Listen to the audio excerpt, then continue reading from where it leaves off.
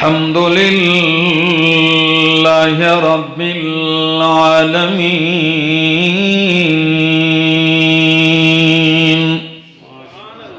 والعاقبة للمتقين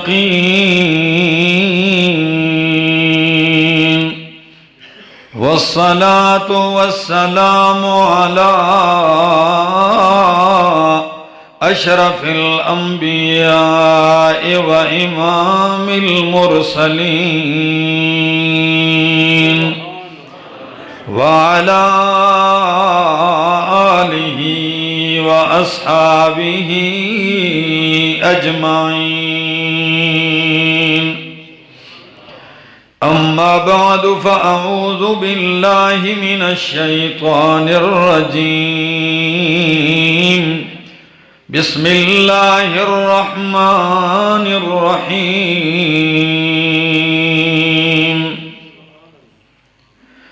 واضرب لهم مثل الحياة الدنيا كماء إن أنزلناه من السماء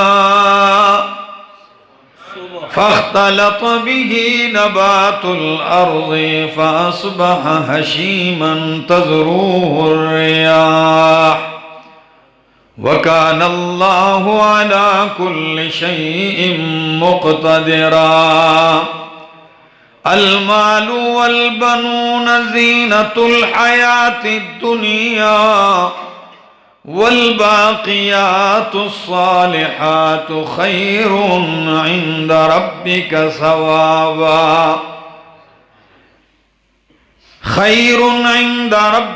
ثوابا وخير أملا. ويوم نسير الجبال وترى الأرض بارزة وحشرناهم فلم نغادر منهم أحدا وعرضوا على ربك صفا لقد جئتمونا كما خلقناكم أول مرة بل زعمتم أن لن نجعل لكم موعدا. ووضع الكتاب فترى المجرمين مشفقين مما فيه ويقولون يا ويلتنا ما لهذا الكتاب لا يغادر صغيرة ولا كبيرة إلا أحصاها ووجدوا ما عملوا حاضرا ولا يظلم ربك أحدا. وقال تعالى كل من عليها فان ويبقى وجه ربك ذو الجلال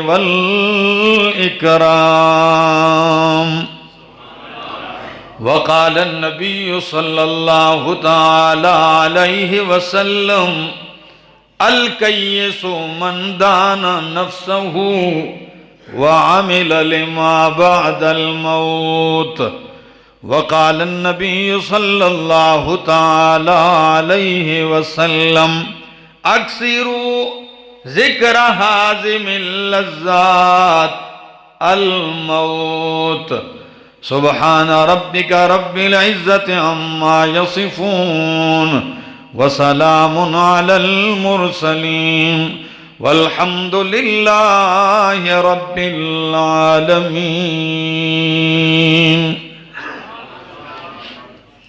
انتہائی قابل عزت، قابل احترام، ذی قدر علماء کرام اور دولتالہ کے غیور موحد دوستو، دور دراز سے آئے ہوئے میرے معزز مکرم ساتھیو، السلام علیکم۔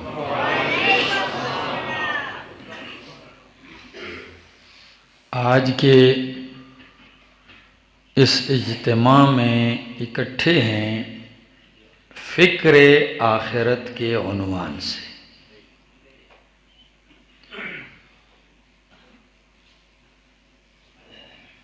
جناب چودھری غضنفر علی صاحب رحمہ اللہ، ان کے برادر چودھری صفدر علی صاحب اور ان کے فرزندان کی محبت بری دعوت پہ حاضری ہوئی اور ایک تعزیتی پروگرام کہ جس میں آخرت کی فکر تازہ ہو جائے، موت اور آخرت کے حوالے سے اور اس کی تیاری کے حوالے سے ایسی بات کی جائے کہ انسانوں کو باقی فکروں کے ساتھ یہ اہم ترین فکر بھی لگ جائے۔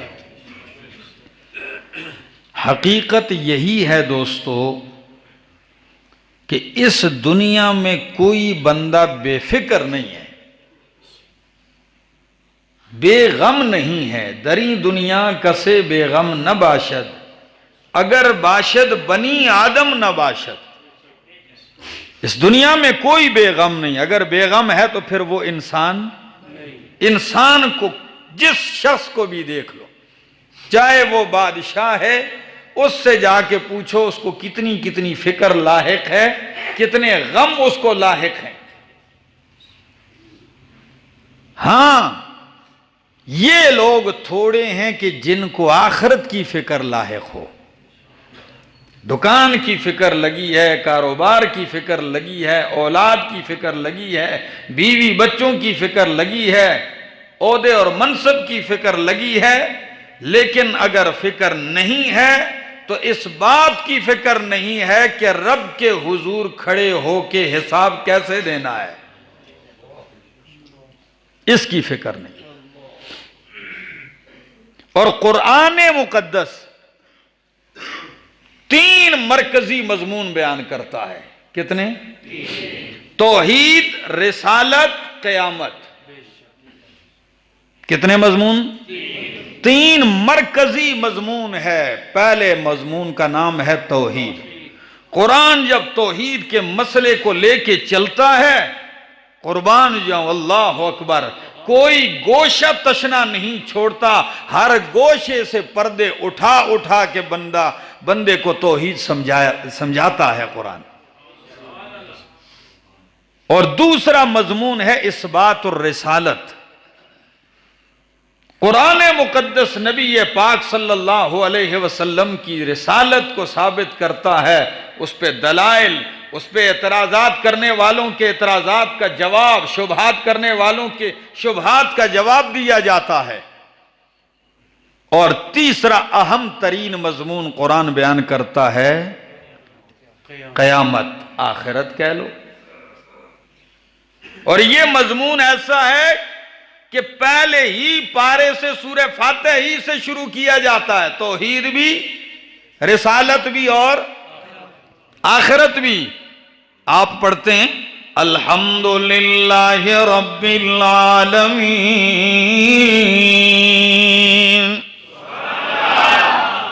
الحمدللہ، کیا عجیب جملہ ہے، الحمدللہ، تمام کی تمام صفات کار سازی للہ، مختص للہ، کس کے لیے خاص ہیں؟ رب العالمین، جو رب ہے تمام جہانوں کا، پیدا بھی کیا، پال بھی رہا ہے۔ الرحمن الرحیم، بڑا مہربان ہے، نہایت رحم والا ہے۔ ہمارے شیوخ فرق کرتے ہیں، رحمان عام مہربانیاں کرنے والا، الرحیم خاص رحمتیں کرنے والا۔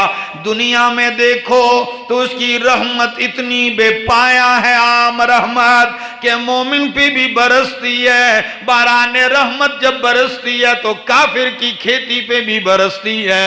سورج کی روشنی مومن کو بھی ملتی ہے، کافر بھی فائدہ فائدہ اٹھا رہا ہے، آکسیجن سے مومن بھی فائدہ اٹھا رہا ہے، تو دشمن خدا بھی فائدہ اٹھا رہا ہے، لیکن خاص رحمت صرف مومنوں پہ کرتا ہے۔ الرحمن الرحیم مالک یوم الدین۔ اللہ، عقیدہ قیامت، مالک یوم الدین، یہ فکر تو اتنی اہم ہے دولتالہ کے رہنے والوں، جب بھی آپ نماز پڑھتے ہو تو اس فکر کو دہرایا جاتا ہے کہ مالک یوم الدین، او بندہ یہ مان جا کہ ایک دن آنے والا ہے جس دن انصاف ہوگا، ایک دن آنے والا ہے جس دن جزا و سزا ہوگی، ایک دن آنے والا ہے جس دن جانچ پڑتال ہوگی، ایک دن آنے والا ہے جس دن بدلے دیے جائیں گے۔ وہ کون سا دن ہے؟ بولو، مالک یوم الدین،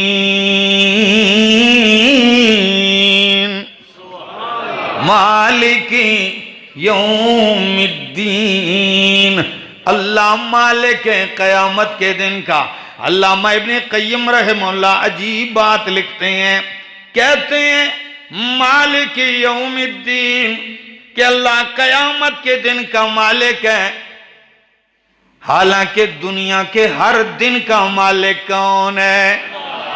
تو پھر صرف قیامت ہی کا کیوں نام لیا جا رہا ہے؟ دنیا کے ہر دن کا مالک کون ہے؟ آج کا مالک کون ہے؟ کل کا مالک کون ہے؟ جب ہر دن کا مالک اللہ ہے، پھر صرف قیامت کو خاص کیوں کیا؟ باقی جوابات بھی دیے، ایک جواب بڑے مزے کا دیا ہے، کہتے ہیں کہ آپ کی دنیا کی زندگی کے جتنے بھی دن آپ گزارو، 50 سال، 60 سال، 70 سال، 100 سال کی جتنی بھی عمر گزار لو، یہ قیامت کے دن کے مقابلے میں دن بھی نہیں بنتا، ایک سیکنڈ یا منٹ بنتا ہے، کیونکہ قیامت کا دن کتنا ہے؟ 50,000 سال کا ہے۔ تو گویا آپ کی دنیا کی پوری زندگی جو ہے اس دن کے برابر بھی، یہاں تو 50,000 سالوں میں پوری نسلیں ختم ہو جاتی، انسان کیا؟ تو گویا، اور حافظ ابن کثیر عجیب توجیہ کرتے ہیں، وہ کہتے ہیں قیامت کو خاص اس لیے کیا ہے کہ دنیاوی دنوں میں مجازی حاکم بھی بنے پھرے ہوئے ہیں کہ جی آج میری حکومت ہے، آج میری پاور ہے، آج میری بادشاہت ہے، لیکن ایک ایسا دن ہوگا کہ میرا مالک اعلان کرے گا لمن الملک اليوم، لمن الملک اليوم، بولو تو صحیح آج کے دن کس کی بادشاہت ہے؟ جب کوئی نہیں بولے گا اللہ خود ہی فرمائیں گے للہ الواحد القہار، آج اکیلے اور غالب اللہ کی حاکمیت ہے۔ اللہ، تو یہ وہ عقیدہ ہے جو آپ کو قرآن پہلے دن ہی سے بتلاتا ہے، اور دن بھی کیسا ہے؟ فی یوم کان مقدارہ 50,000 سنہ۔ حافظ ارسلان صاحب کتنا؟ 50,000 سال۔ دولتالے کے رہنے والوں، اس 50,000 سال کے دن میں بیٹھنا بھی نہیں ہے، لیٹنا بھی نہیں ہے، ٹیک بھی نہیں لگانی، کھڑے کا کھڑا رہنا ہے۔ اب بتاؤ فکر ہونی چاہیے کہ نہیں؟ کھڑا ہی رہنا ہے۔ ہولنا کی اتنی ہے میرا دوست کہ قرآن کہتا ہے یوم یجعل الولدان شیبا، ایسا دن ہے کہ بچوں کو بوڑھا کر دینے والا ہے، اور کھڑے کے کھڑے ہی رہیں گے لوگ۔ یہ پہلی آیت سورہ فاتحہ ہی سے آپ کو یاد کروایا جا رہا ہے. اور قرآن کبھی اس دن کا نام یوں رکھتا ہے یوم التغابن، کبھی قرآن اس دن کو کہتا ہے ان یوم الفصل کان میقاتا، فیصلے کا دن. کبھی قرآن اسے یوں ذکر کرتا ہے الحاقۃ مالحاقۃ، کبھی قرآن یوں ذکر کرتا ہے القارعۃ مالقارعۃ، اور کبھی قرآن یوں کہتا ہے کہ وہ ایسا دن ہے الساعۃ یسألونک عن الساعۃ، آپ سے قیامت کے بارے میں پوچھتے ہیں. علماء کہتے ہیں کہ قیامت کو ساعہ کیوں فرمایا؟ قربان جاؤں، ہر مفسر اپنے اپنے انداز سے کہتا ہے. مولانا شمس الحق افغانی رحم اللہ کا عجیب معنی کرتے ہیں. وہ کہتے ہیں کہ قیامت کو الساعہ اس لیے کہا ہے کہ عربی میں ساعہ گھنٹے کو کہتے ہیں. عربی میں ساعہ کس کو کہتے ہیں؟ گھنٹے کو بھی کہتے ہیں اور گھڑی کو بھی. کم الساعہ مطلب ہے وقت کیا ہے؟ آپ کہتے ہیں الساعہ فلاں، 10 ہے تو 10 بجے ہیں، 7 ہیں تو آپ کہتے ہیں فلاں 7 ہیں، ٹھیک ہے جی. تو ساعہ گھنٹے کو کہتے ہیں. وہ فرماتے ہیں قرآن میں اللہ نے قیامت کو ساعہ گھنٹہ کہا. کیوں؟ اس لیے کہ اللہ تمام مخلوقات، تمام انسانیت کا حساب اتنے بڑے دن میں 1 گھنٹے کے اندر لے گا.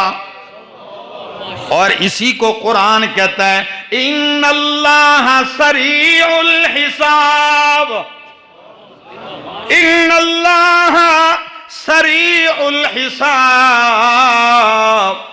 کہ اللہ بہت جلد حساب لینے والا ہے. پوری زندگی کا حساب ہو رہا ہے، تمام انسانیت کا ہو رہا ہے، جنات سے ہو رہا ہے، اور ہو بھی 1 گھنٹے. اللہ بہت جلد حساب لینے والا ہے. اس دن کی تیاری کیجئے. کل کی تیاری تو سارے ہی کرتے ہو اور دور بھی نہیں ہے. رب کا قرآن سمجھانے کے لیے کیا انداز اپناتا ہے. اگر آپ تھکے ہیں تو پھر میں وقت زیادہ نہیں لوں گا، اور اگر آپ نہیں تھکے تو پھر میں آج سناؤں قرآن. سناؤں؟ سنیے ذرا قرآن کیا کہتا ہے. یہ میرے سامنے سورۃ الحشر ہے، 28واں پارہ ہے. قرآن کہتا ہے او میرے بندو یا ایھا الذین آمنوا اتقوا اللہ، یا ایھا الذین آمنوا، او ایماندارو، او مومنو، اتقوا اللہ، اللہ سے ڈرو. وَلْتَنْظُرْ نَفْسٌ مَا قَدَّمَتْ لِغَدٍ،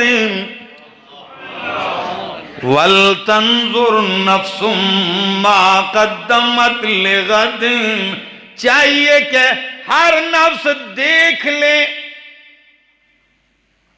تنظر کا ایک معنی چاہیے کہ ہر نفس دیکھ لے ما قدمت لغد، وہ کچھ جو اس نے کل کے لیے بھیجا ہے.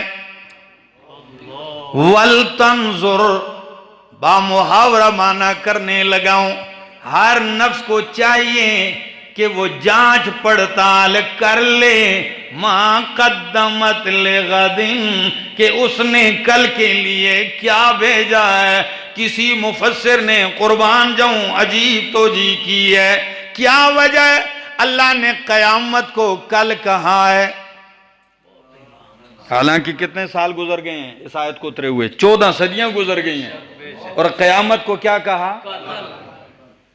سوال تو ہے نا، پھر جواب بھی سننا. وَلْتَنْظُرْ نَفْسٌ مَا قَدَّمَتْ لِغَدٍ، ہر نفس کو چاہیے کہ وہ دیکھ لے اس نے کل کے لیے کیا آگے بھیجا ہے۔ وہ فرماتے ہیں قیامت کو کل اس لیے فرمایا ہے، یوں اشارہ کر دیا دنیا کی زندگی کی بے ثباتی، اس کی حقارت کو اللہ نے اتنے اہم لفظوں میں بیان کر دیا کہ او انسانا، دنیا کی زندگی یوں سمجھ لے کہ آج دنیا ہے کل قیامت ہے۔ بس یوں سمجھ لے کہ پوری دنیا کی زندگی کیا ہے؟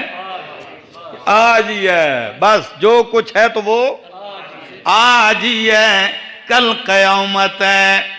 اتنی مختصر زندگی ہے، اور اسی اختصار کو عملی جامہ یوں پہنایا۔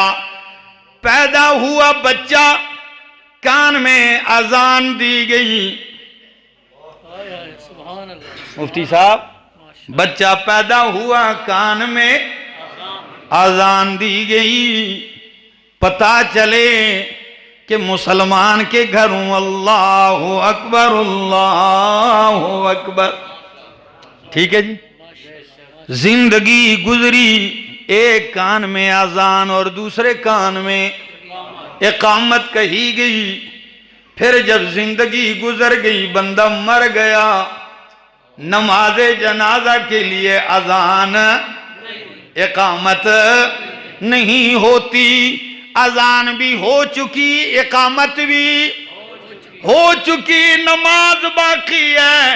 دولتالہ کے رہنے والے، بس تیری زندگی اتنی مختصر ہے کہ جتنا وقت اقامت اور نماز کے درمیان ہے، یہی تیری زندگی ہے۔ جب اذان بھی ہو جائے اور اقامت بھی ہو جائے، اس کے بعد نماز کے درمیان کوئی فرق رہتا ہے وقت؟ بس تیری زندگی اتنی سی ہے، اور اسی پہ اتنا نازاں ہے۔ کوئی باپ سے الجھا ہے، کوئی رشتہ داروں سے الجھا ہوا ہے، کوئی بھائیوں سے دست و گریبان ہے، کوئی پڑوسیوں سے لڑ رہا ہے، کوئی زمین پہ لڑ رہا ہے، کوئی پیسوں پہ لڑ رہا ہے۔ نہ میرا دوست، نہ میرا دوست، تیری مختصر سی زندگی ہے، اس دن کی تیاری کر، دنیا کے معاملات میں الجھ کے کہیں اس زندگی سے غافل نہ ہو جائے۔ وَلْتَنْظُرْ نَفْسٌ مَا قَدَّمَتْ لِغَدٍ، کل کے لیے کیا بھیجنا ہے، اس کی تیاری کر لیجئے۔ رب کا قرآن سمجھانے پہ قربان جاؤں۔ سورہ کاف میں کیا فرمایا؟ وَضْرِبْ لَهُمْ مَثَلَ الْحَيَاةِ الدُّنْيَا، میرا سونا پیغمبر مثال بیان کر ان کے لیے دنیا کی زندگی کی۔ کس کی؟ سبحان اللہ، سبحان اللہ، ماشاءاللہ۔ کیونکہ قرآن کا ایک کافی حصہ، پورے قرآن میں 44 مثالیں بیان ہیں۔ کتنی؟ پورے قرآن میں مسائل سمجھانے کے لیے جہاں باقی دلائل ہیں وہاں 44 مثالیں بھی ہیں، تاکہ کوئی بندہ اور طریقے سے نہیں سمجھتا تو مثال سے ذرا اور اچھی طریقے سے سمجھ جاتا ہے۔ فرمایا وَضْرِبْ لَهُمْ مَثَلَ الْحَيَاةِ الدُّنْيَا، ان کے لیے دنیا کی زندگی کی مثال بیان کر۔ کیسی ہے مثال؟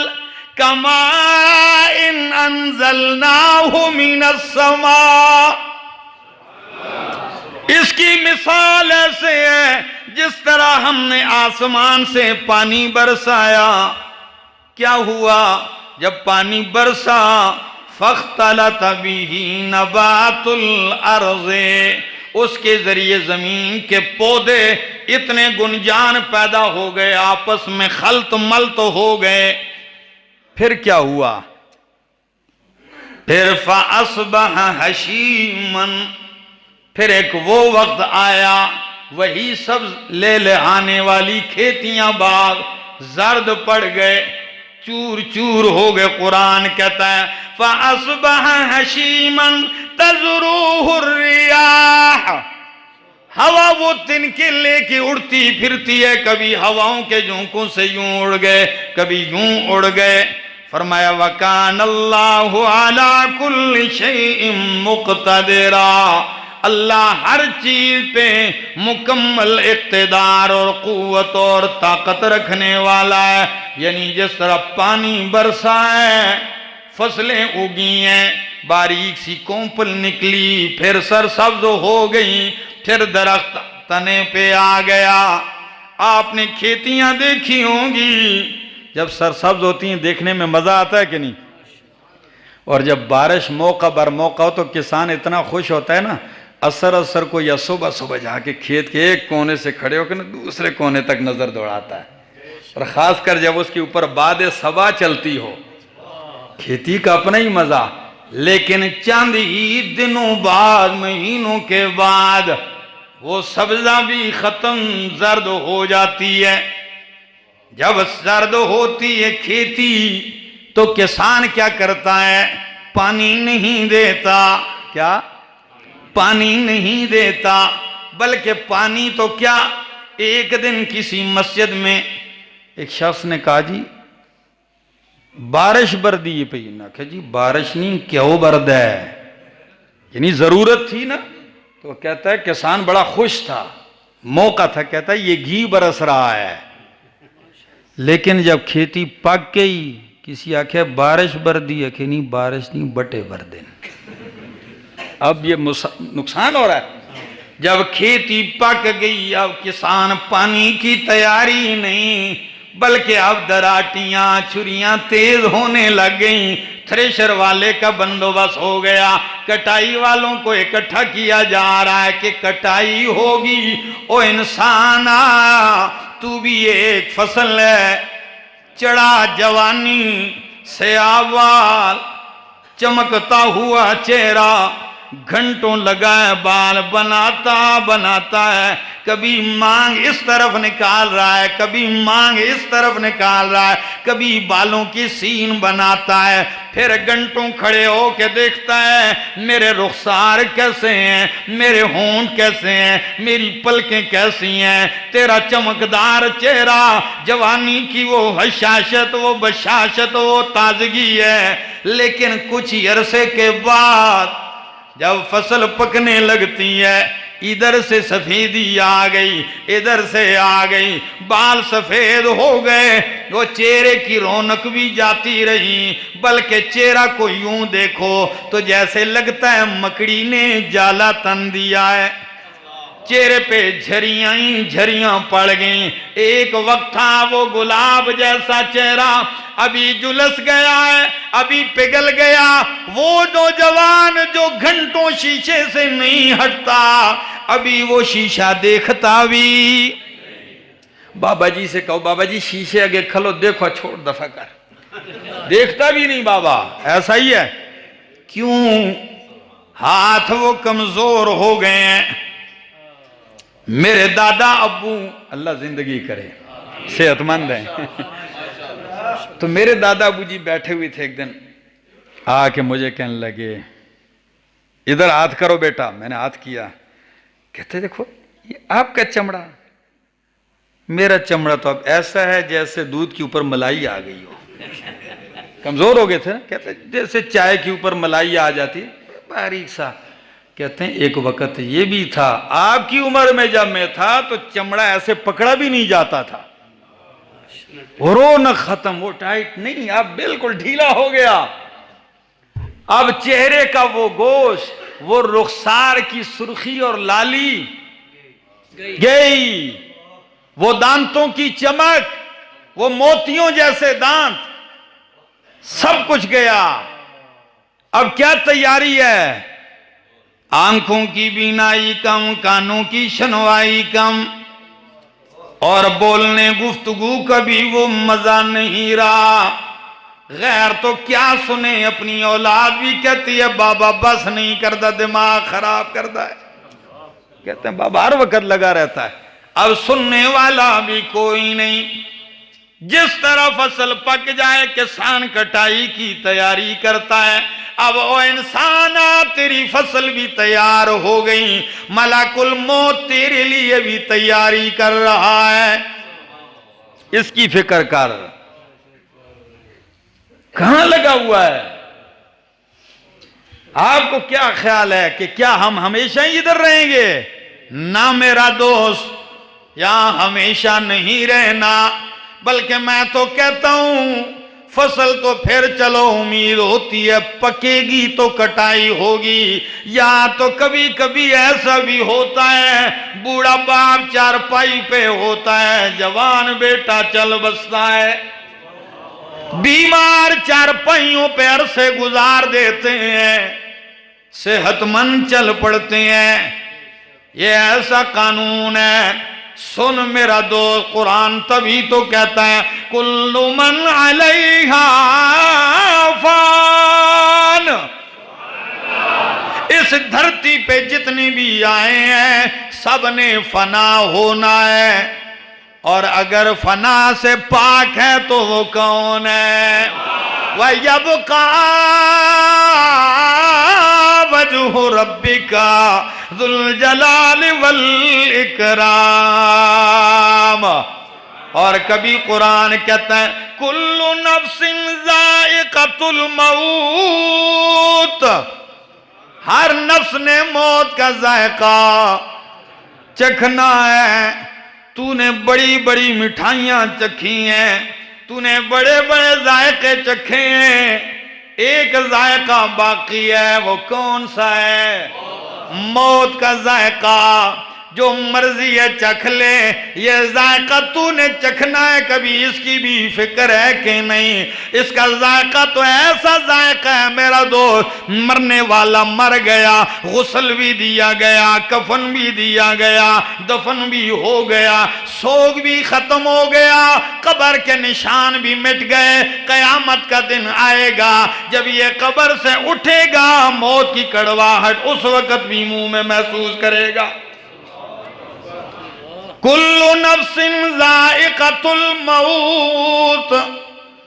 اور تیسرا مقام کل شیء ہالک، ہر شے نے ہلاک ہونا ہے الا وجہہ، اگر بچے گی تو کس کی ذات بچے گی؟ ایک میرے رب کی ذات ہے جس پہ فنا نہیں ہے، جس کے لیے موت نہیں ہے۔ قرآن تبھی تو کہتا ہے موت تو درکنار، قرآن کہتا ہے وَتَوَكَّلْ عَلَى الْحَيِّ الَّذِي لَا يَمُوتُ، اگر توکل و بھروسہ کرنا ہے ایسے زندے پہ کرو جس پہ موت نہیں آئے گی۔ موت تو کجا، قرآن پڑھ تو آپ کو پتہ چلے، قرآن کہتا ہے اللہ لا الہ الا هو الحی القیوم لا تأخذہ سنۃ ولا نوم۔ الحی، وہ زندہ ہے۔ کیسا زندہ ہے؟ خود زندہ ہے، دوسروں کو زندگیاں دینے والا ہے۔ القیوم، خود قائم ہے، دوسروں کو قیام دینے والا ہے۔ لا تأخذہ سنۃ ولا نوم، نہ اسے اونگ آتی ہے نہ اسے نیند آتی ہے، کیونکہ اونگ اور نیند کمزوری ہے، اور کمزوریوں سے پاک کون ہے؟ مجھ سے پہلے مولانا صاحب یہی تو بات آپ کو سمجھا رہے تھے کہ بھائی آپ یہ بھی کہتے ہیں چادر پاک ہے، دری پاک ہے، قرآن پاک ہے، نبی پاک ہے، اور اللہ پاک ہے، فرق کیا ہے؟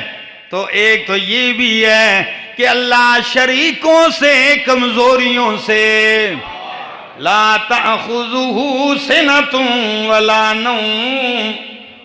اور قربان جاؤں حاجی صاحب، جنت میں ساری نعمتیں ہیں، جنت میں نیند نہیں ہے۔ جنت میں نیند کوئی نہیں، کیوں؟ نیند موت کی بہن ہے، اور جنت میں موت نہیں ہے۔ چھوڑ دے، سو کے ساری زندگی نہ گزار، جاگ لے جاگ لے، یہ تو جاگنے کا وقت ہے۔ قرآن جگانے ہی آیا ہے، قرآن جگانے آیا ہے. اگر یقین نہیں تو قرآن پڑھ کے دیکھ لیجئے قرآن کیسے جگاتا ہے. یا ایھا المزمل قم اللیل الا قلیلا نصفہ او انقص منہ قلیلا او زد علیہ ورتل القرآن ترتیلا. میرا پیغمبر رات کو بھی قرآن پڑھنا ہے. قرآن جگانے کے لیے آیا ہے. کیسے جگاتا ہے ذرا سنیے. فرمایا اقیم الصلاۃ لدلوک الشمس الی غسق اللیل وقرآن الفجر ان قرآن الفجر کان مشہودا ومن اللیل فتہجد بہ نافلۃ لک عسى ان یبعثک ربک مقاما محمودا. میرا پاک پیغمبر تہجد میں بھی قرآن پڑھ لیا کر. آپ تہجد میں قرآن پڑھیں, فجر میں قرآن پڑھیں, ظہر عصر مغرب اور عشاء میں قرآن پڑھیں. قرآن پڑھنا آپ کا کام ہے. مقام محمود کا دھولا بنا دینا میرا کام ہے.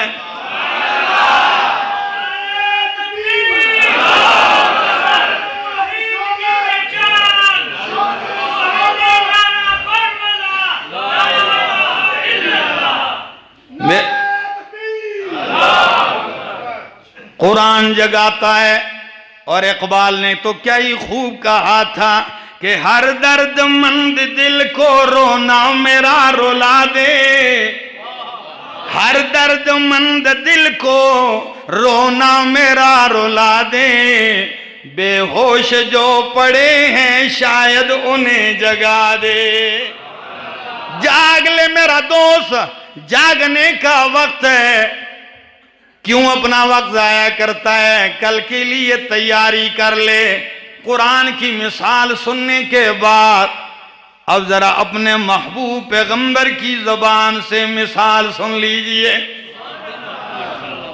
اللہ, تاکہ قرآن و سنت دونوں کی مثال سمجھ میں آ جائے. آپ تشریف لائے شاگردوں کی جھرمٹ میں. شاگرد صحابہ اور استاد معلم رسول اللہ صلی اللہ علیہ وسلم, کیا شان ہے. تشریف لائے صحابہ کہتے ہیں ہم حیران ہیں. آپ نے فوراً زمین پر ریت کے اوپر یوں نشان بنایا. توجہ ہے؟ چورس مربع نشان بنایا. پھر بیچ میں ایک لکیر کھینچی. پھر دائیں بائیں چھوٹی چھوٹی لکیریں کھینچی. پھر ایک لکیر دائرے کے اندر سے باہر کی طرف کھینچی. یہ عجیب غریب نقشہ دیکھ کے صحابہ پریشان ہیں کہ یہ کس چیز کا نقشہ بن رہا ہے. فرمایا یا رسول اللہ یہ کیا ہے؟ فرمایا میرے ساتھیو دولتانہ والو کان کی دلوں کی کھڑکیاں کھول کے سن لو. فرمایا یہ چاروں طرف کا مربع یہ موت ہے. اللہ اکبر. یہ بیچ کی لکیر یہ انسان ہے. یعنی انسان کو موت نے چاروں طرف سے گھیر رکھا ہے. فرمایا یہ سائیڈ پہ چھوٹی چھوٹی لکیریں کون سی ہیں؟ فرمایا یہ دنیا کی پریشانیاں کہ اگر اس سے بچتا ہے تو اس میں مبتلا ہوتا ہے, اس پریشانی سے جان چھوڑاتا ہے تو اس میں مبتلا ہوتا ہے. فرمایا یا رسول اللہ یہ دوسری لکیر جو آپ نے اندر سے باہر تک کھینچی ہے یہ کیا ہے؟ فرمایا یہ انسان کی آرزویں اور امیدیں ہیں. اب ذرا سمجھو اس کو کہ یہ دائرے کے اندر بند ہیں اور امیدیں اس کی اس سے بھی باہر جا رہی ہیں. زندہ اس نے سال رہنا ہے اور پلاننگ کرتا ہے 100 سال کی. مرنا کل ہے اور کل کی فکر نہیں ہے. کہتا ہے جی 2023 میں انشاءاللہ یہ کام کروں گا، پھر 25 میں ادھر جاؤں گا، اور مرنا اس نے کل ہے۔ یہ امیدیں لگائی ہوئی ہیں۔ اللہ اکبر، کتنا پیارا انداز ہے سمجھانے کا، قربان جاؤں۔ سمجھ لیجئے میرے پاک پیغمبر نے سمجھایا ہے، قرآن کی مثال پیش کی، مصطفیٰ کی مثال پیش کی ہے، اب امام غزالی کی مثال دینے لگا ہوں۔ فرماتے ہیں مثال سمجھیے، ایک شخص جا رہا ہے، بالکل ریگستان بیابان ہے، اس کے پیچھے شیر لگا ہوا ہے۔ کیا لگا ہے؟ یہ اسے بھاگ رہا ہے، بھاگتے بھاگتے درخت کوئی نہیں کہ اس پہ چڑھ جائے، چٹان یا کوئی ایسی چیز نہیں کہ کسی طریقے سے بچ جائے، کچھ نہ ملا تو کنویں پہ آ گیا کہ بس اب ایک ہی صورت ہے، کنویں میں چھلانگ لگاؤں گا اور اس سے تو جو ہی چھلانگ لگانے کا ارادہ کیا تو کنویں کی تہہ پہ نظر ڈالی تو پانی پہ کالا سانپ تیر رہا ہے۔ یا اللہ، اب کہاں جاؤں؟ شیر آ رہا ہے پیچھے سے، اسی سوچ میں ہے تو اچانک نظر پڑی کہ کنویں کے کنارے پہ لمبی لمبی گھاس اگی ہوئی ہے، تو فوراً فیصلہ کر لیا نا، گھاس کو پکڑا اور بیچ میں لٹک گیا، شیر سے بھی بچ گیا اور ناگ سے بھی بچ گیا۔ اب سوچ میں ہے کہ شیر گزرے گا تو چلو نکل جاؤں گا، لیکن ابھی یہ لٹک ہی رہا ہے کہ دیکھتا ہے ایک کالا اور ایک سفید چوہا اس گھاس کو کاٹنا شروع کر دیا، ایک پہ کالا ایک پہ سفید، اس کو کاٹ رہے ہیں۔ یہ کہتا ہے اب کیا کروں؟ ادھر ادھر سہارا تلاش کرتے کرتے ہیں اور تو کچھ چیز نہیں ملی، تو ایک ہاتھ سے اس کو پکڑ لیا گھاس کو، ایک ہاتھ چھوڑ دیا، پاس دیکھا تو شہد کی مکھیوں کا چھتا لگا ہوا ہے اور بیچ میں بہترین میٹھا شہد ہے۔ ایسے کیے کہ چلو مرنا تو ہے ہی، جب اس شہد کا ذائقہ چکھا نا اس نے، اوہو، شیر بھی بھول گیا، جو گھاس کی کٹائی شروع ہے چوہا کاٹ رہا ہے وہ بھی، سانپ نیچے جو ناگ ہے وہ بھی۔ سچ بتاؤ دولتالہ والو، انجام تباہی ہے کہ نہیں؟ بولو، سانپ کے منہ میں جائے گا کہ نہیں؟ امام غزالی فرماتے ہیں، او انسانا تیرے پیچھے بھی ملک الموت شیر کی طرح لگا ہوا ہے، اور جس گھاس سے تو لٹک رہا ہے یہ تیری زندگی ہے، اور جو چوہے ہیں یہ دن رات کا گزرنا ہے، رات سیاہ چوہے اور دن وہ کاٹ رہے ہیں تیری زندگی، اور نیچے قبر برزخ آخرت کے سانپ ہیں، اور یہ جو شہد کی لذت چکھ کے تو سارا کچھ بھول گیا، یہ دنیا کی عیاشی اور تماشے ہیں۔ بالکل یہی حال ہے۔ تو سچ بتاؤ، جس طرح وہ لذت شہد پا کر سارا بھول گیا، تباہی اس کا مقدر ہے، سانپ کے منہ میں وہ جائے گا، ایسے ہی جو انسان ان چیزوں کو بھول کے مرنا بھی ہے، برزخ قبر میں بھی جانا ہے، رب کے سامنے بھی پیش ہونا ہے، اس کو بھول گیا، بس یہی کہتا ہے اے جہان مٹھا تے اگلا کس ڈٹھا۔ کہتے ہیں یہ جہان میٹھا تو اگلا کس نے دیکھا ہے؟ کئی لوگ کہنے والے یہ بھی کہتے ہیں، لیکن میرا دوست آجا تیاری کر لیجئے، خدا کی قسم کیا سعادت مند ہے وہ شخص جو ایمان کی حالت میں مرتا ہے، مشرک نہیں مرتا۔ لوگ کہتے ہیں حسن خاتمہ، تو حسن خاتمہ لوگ ہمارے ہاں پتہ ہے معیار کیا ہے جی؟ حسن خاتمہ یہ ہے کہ تلاوت کرتے کرتے مر جائے، حسن خاتمہ یہ ہے کہ رکوع میں سجدے میں مر جائے، حسن خاتمہ یہ ہے قیام میں مر جائے، شیخ الاسلام ابن تیمیہ رحمہ اللہ فرماتے ہیں یہ ساری باتیں اپنی جگہ ٹھیک، لیکن حسن خاتمہ کا یہ معنی نہیں کہ تو قرآن پڑھتے پڑھتے مر جائے، سامنے ہو سجدے میں مر جائے۔ وہ فرماتے ہیں حسن خاتمہ کا اگر یہی معنی کیے کرو گے تو میرے پاک پیغمبر تلاوت کرتے کرتے قرآن سامنے نہیں تھا، ابو بکر صدیق کی روح سجدے میں نہیں نکلی، فاروق اعظم رضی اللہ تعالیٰ عنہ کی روح سجدے میں نہیں گھر آ کے نکلی ہے، حضرت عثمان غنی رضی اللہ تعالیٰ وغیرہ جتنے بھی صحابہ ہیں، کوئی بدر میں، احد میں، خندق میں، وہ کہتے ہیں حسن خاتمہ کا حقیقی معنی یہ ہے کہ بندہ کفر اور شرک سے بری ہو کے مر جائے، توحید پہ مر جائے، مومن مرے، چاہے بستر پہ ہی مرے، چاہے چٹان پہ مرے، چاہے پہاڑ کے اوپر موت آئے، چاہے پانی میں موت آئے، جہاں بھی آئے لیکن ایمان کی سلامتی اور عقیدے کی درستگی کے ساتھ آئے۔ یہ دیکھنا ہے کہ لوگوں کے حقوق کھا کے مرا ہے یا ادا کر کے مرا ہے، یہ دیکھنا ہے کہ شرک سے پاک ہو کے مرا ہے یا شرک میں لت پت ہو کے مرا ہے۔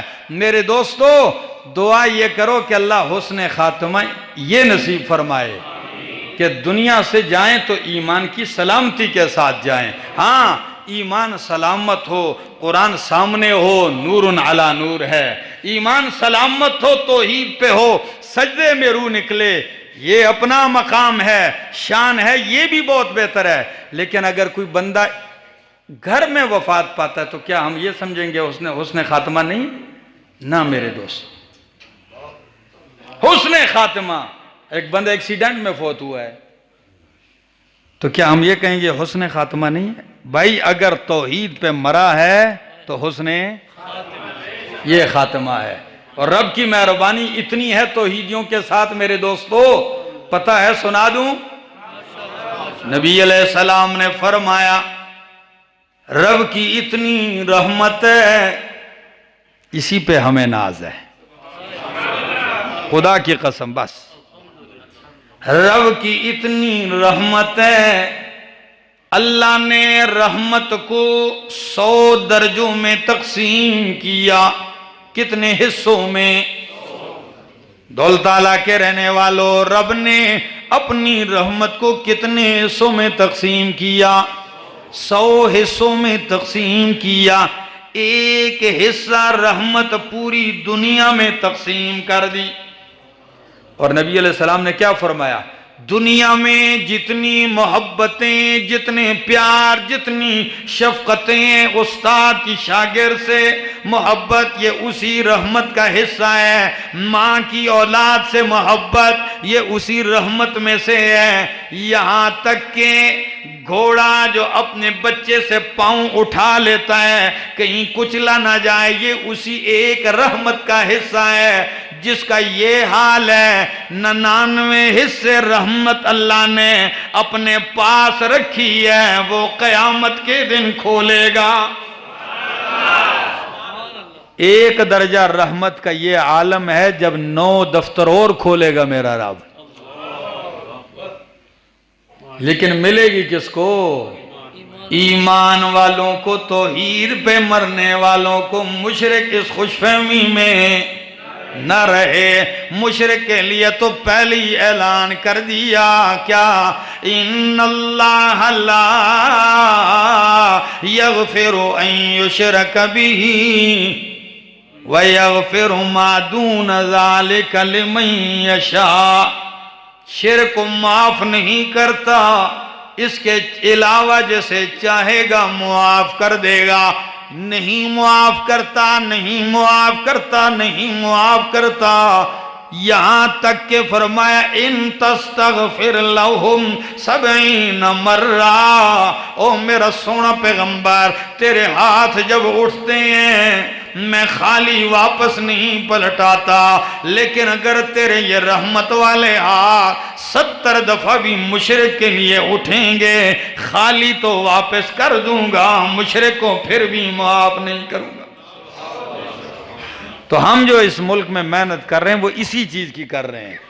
کہ دوستو میں ایک آسان سی مثال دیتا ہوں کہ آپ کے سکول کے پیپر میں، کالج کے پیپر میں کتنے نمبر والا پاس ہوتا ہے؟ بھائی مر کے پاس ہو گیا آخری جی 33، 100 میں سے کتنے لے لے؟ پاس کر گیا، ٹھیک ہے نا؟ حالانکہ کتنے کم ہوئے ہیں؟ 66 67 نمبر کم ہوئے، ٹھیک 67 نمبر کم ہیں، 33 والے کو کیا کر دیتے ہو؟ پاس کر لے، چلو بھائی گزر جائے گا۔ ایک میرے رب کے ہاں پیپر بھی ہیں، اس میں باقی سب کے لیے تم 33 والے کو پاس کر دیتے ہو، اللہ فرماتے ہیں باقی جتنے پیپر ہیں نا، کوئی ایک نمبر والا بھی پاس ہے۔ ایک پرچہ ایسا ہے توحید کا کہ اس میں 99 والا بھی فیل ہے، وہ ہے توحید کا۔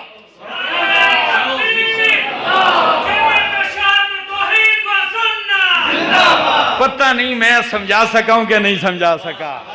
توحید کا پرچہ ایسے ہے کہ اس میں 99/100 لینے والا بھی کیا ہے؟ اس میں کتنا ضروری ہے؟ 100/100 ضروری ہے۔ باقیوں میں اللہ